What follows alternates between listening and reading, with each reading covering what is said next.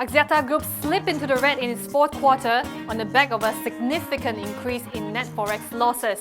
Net loss stood at 309.5 million ringgit compared with a net profit of 467.2 million previously. Revenue, however, rose 8% to 5.8 billion ringgit from 5.4 billion in the last corresponding quarter. This, as it made more from its Nepal, Sri Lanka, Bangladesh and Cambodia operations.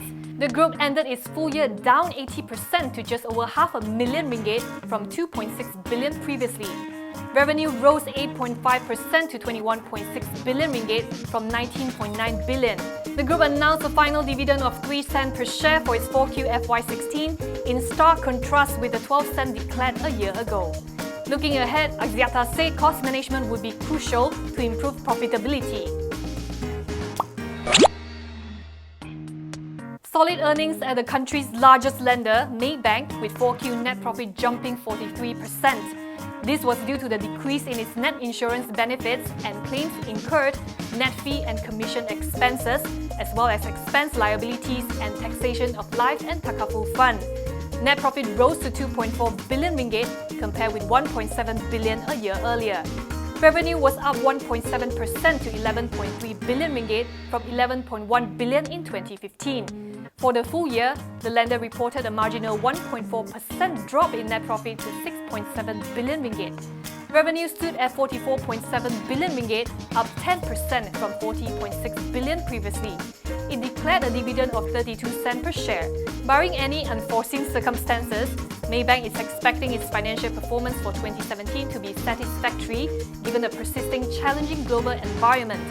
The banking group will focus on segments in consumer and corporate lending and capturing regional opportunities through franchises.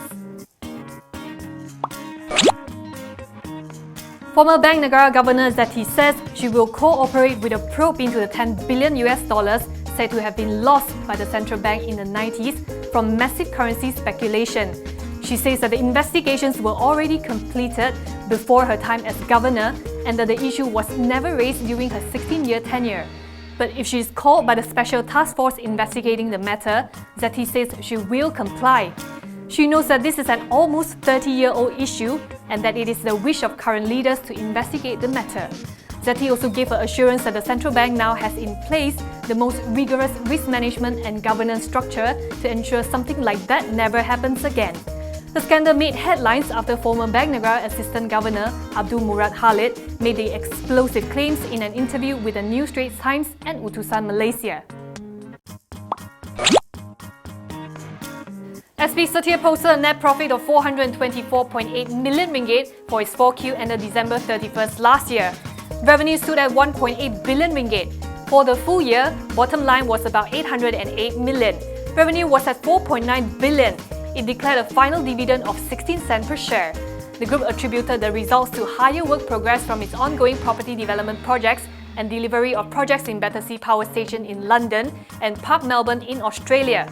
There are no comparative figures because of the change to its financial year end to December 31st from October 31st. Going forward, SP plans to continue scouting for more land, especially in the Klang Valley and Johor Bahru, as well as Australia. It also aims to roll out more mid-price landed properties and affordable housing projects here in Malaysia. For FY17, the group is eyeing a sales target of 4 billion ringgit, approximately 77% of which is expected to come from local projects. For FY16, it achieved total sales of 3.8 billion ringgit, a significant improvement from its revised sales target of 3.5 billion. Local projects contributed 92% of the total sales.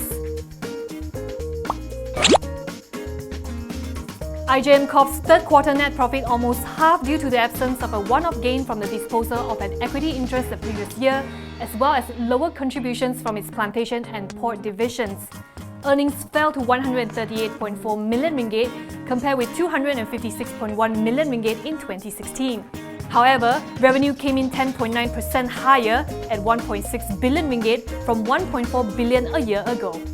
This is fueled by higher contribution from its construction, property development, manufacturing and quarrying and plantation divisions.